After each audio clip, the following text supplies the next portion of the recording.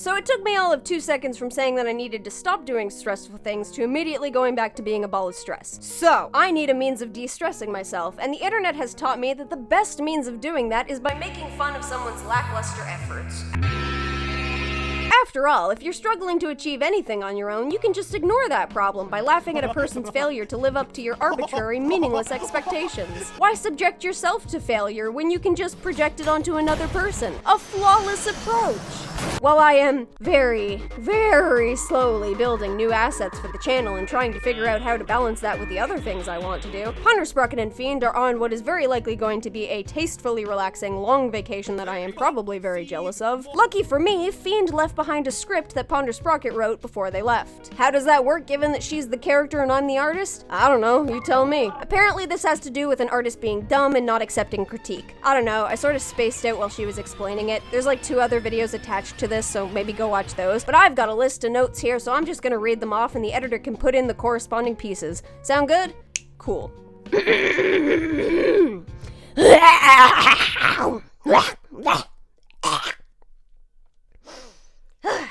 Off to a great start as always. If you're expecting there to be sensible levels of effort put into the art beyond this point, then you have more faith in humanity than this artist has scratchy lines. Even the pen gave up on this piece. It's pretty sad when you can't even keep your utensils interested in the work. You can tell they tried so hard to be anime. You know, there's a difference between having legs for days and an artist just not knowing how to draw anything other than legs. Spanglier than a moose. Take a single step and your shins shatter. I can't find the original piece, but I swear this is traced from a Lucky Star piece of Kanata or Kagami eating a popsicle. You think you're slick. There's no way you're capable of pulling off this anime perspective shit. Planets aligned in a celestial event, or random bubble floating nearer to the viewer. You decide, because the artist couldn't be bothered to indicate that with something like, oh, I don't know, panels. There's something so utterly obnoxious about the thought that they sat there and individually drew each of those. None of them even overlap. It's just an arbitrary wall of eyeballs. Fill your background with an obnoxiously large close-up of a random body part to make it look like your book cover isn't just a random dude standing like he's got a stick up his ass, because that just looks lovely. Or you could just draw nothing. Sure, fine. To anyone who wondered if it was obvious that you used the burn and dodge tools, yes. Yes, it was. Oh yeah, that's how comics work. Just put a giant close-up of a face on a black background so you don't have to draw anything else. Use the excuse that it saves paper, fuck it. But at least then we don't have to see the disturbingly pitiful attempts the eyes are making to escape the face. Sure, just sprinkle in some kanji out of nowhere. I'm sure it's not obvious that you just happened to learn them that week. Seamless addition. Love when my ankles break and are reabsorbed into my tibia. Makes for a quick and painless drowning. Scribbling in a colored background isn't the necessity you seem to think it is. Why does everybody have a horse face and Powerpuff Girl hands? Her hand is melting! More panels is the goal, right? Not panel flow or timing, just more panels. Goals. Never mind, switched over to raptor claws.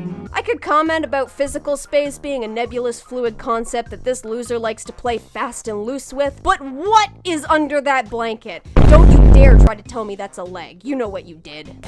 Kill it. Cast it into the fire from whence it came. I do not support catboys. Still apparently can't outline things, though in this case we can count ourselves lucky. Defining the features here would only make them more vivid when they return in my nightmares tonight. Inverting your line art totally makes things look more dynamic than it is, and definitely isn't an excuse to not bother coloring anything, right guys? We can tell you're trying not to draw hands. This is bordering close to furry territory. Why does his shoulder just jut out like that? Why does he have chicken feet for hands? Why is he a dragon but anime? It gets so much worse the longer it's on screen. Ears are more of a side thought rather than a part of the actual head, right? Just like the trapezius muscle. Totally optional. This man's arm is broken. He's smiling through the pain. Someone call the cops. You dare subject us to yaoi hands without even providing the yaoi? Actually, does it count as yaoi hands if the rest of the body is also grossly malproportioned? Start with hair made of knives, progress to fingers made of knives. Why not just make everything out of knives at this point? I'm insulted by this point. Romanticizing abuse. Garbage. Get canceled. Ah, yeah, sure, just draw a bunch of random things in boxes and pretend like it's a ceiling the characters are looking up at. Why bother with perspective and effective storytelling when you can just destroy all expectations right out of the gate? If pretending you have a French accent wasn't cringe enough, then also making up an obnoxious ghost clone you can be edgy in response to, who also has a French accent. Yeah, that probably nails it.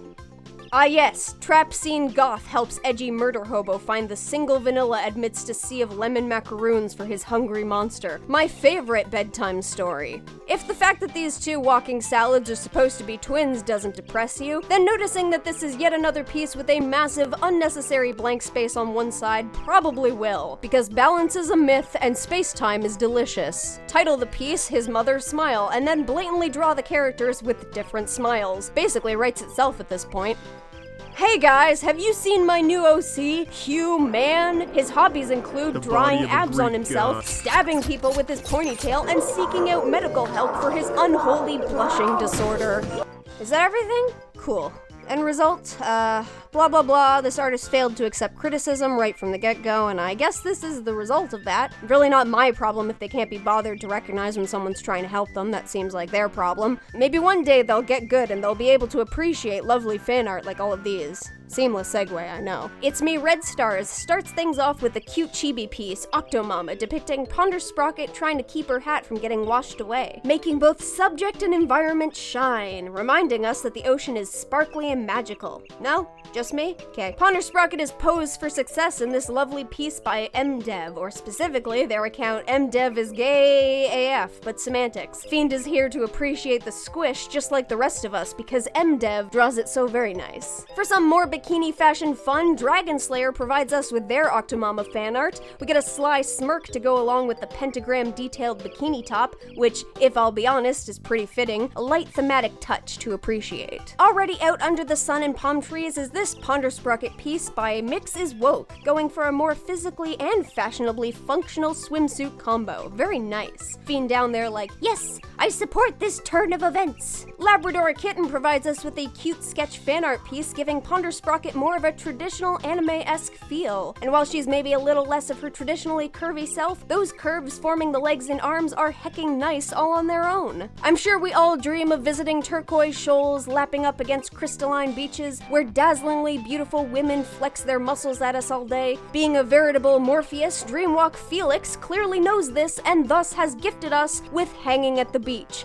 Look at this boy. He's like, ah yeah, this is the life. Probably fulfilling somebody's fantasy today, Adidede provides us with a lovely sharp-tooth piece simply titled Pawner, because we support memeage. And look at her! That posing makes her look so proud of whatever you've done. Gorgeous, contented Octomama. For swimsuit fashion of all varieties, Sciotech on Discord provides us with this piece for the Ponder Bikini movement, which, you know, I didn't know was a thing, but I support it. If Sciotech's work is anything to make note of, we all need more of this beauty in our lives. Appropriately posed for such a bubbly-looking swimsuit, here's fan art of Ponder by the artist Split in Two, giving her an adorable chibi design to match the light, fun pattern of her bikini. I appreciate that it resembles not only Fiend's tentacles, but Bubbles as well. Coincidence or planning? That's art. Ow! Poked myself in the eye with a pencil. Don't ask me why there was a pencil in front of my face. I think Uwu Drawing speaks for many followers of this channel with their piece, I Simp for Big Women, with a little more buff for your britches. Ponder Sprocket sports all your beach bod goals. She'll be your muse. Fiend has no objections to this. The cutie Kitsune provides us with the appropriately titled piece, Sweet Octomom, where she's even got an aquatic version of her outfit ready to go. I particularly love the fluffy bangs you gave her and Fiend's adorable little eyes peering suspiciously over her shoulder. Don't know what you guys did, but he knows you did it. And finally, Octolass graces us with a bright summery piece in, well, when life gives you lemons, because Ponder Sprocket knows exactly how to live it up, profiting off of that sour juice. I also just noticed that her bra is made of lemons. I'ma be real, that's a fun swimsuit idea. If you liked any of these pieces, please send some love to the artist with the links I have provided for you down in the description. Also send some appreciation over to the artist Desekos as well, as they provided us with this lovely Ponder Sprocket and Fiend postcard, and they produce lovely artwork. A big old thanks to my lovely editor and my smexy patrons. If you've got fan art of any of my characters that you would like to see featured in the fan art feature, you can send it on over to emptycomicsfanart@outlook.com, which I will also provide for you down in the description. My links are also down there if you're so inclined. And with that, wait, that last piece was titled His Mother's Smile? Why does that sound so familiar?